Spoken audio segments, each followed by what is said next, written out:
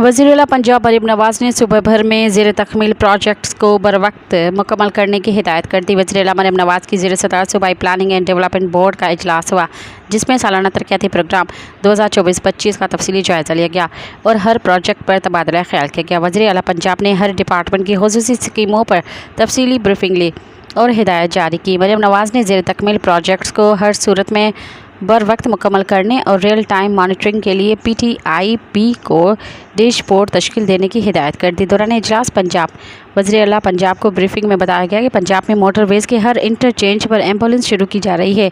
106 तरक्याती मनसूबे गैर मुल्की इदारों की मामनत और इश्तराक के साथ मुकम्मल किए जाएंगे। ब्रीफिंग में कहा गया कि चीचा वतनी तालिया 199 किलोमीटर सड़क पुरतांग ता विहाड़ी 93 किलोमीटर रोड की तामीर शुरू करने के लिए 13 अगस्त की डेडलाइन से साहिवाल ता समंदरी और बहावल नगर ता झांगरा शुरकी इंटरचेंज रोड की तामीर का आगाज़ भी 13 अगस्त तक कर दिया जाएगा। फैसलाबाद चिन्नी सरगोदा रोड की तामीराती सरगर्मियों का आगाज़ 31 जुलाई को होगा। मज़ीद ख़बरन ऐं तफ़सीलात लाइ विज़िट कयो असांजी वेबसाइट www.awamiNewsHD.com ऐं ॾिसंदा रहो अवामी न्यूज़ HD।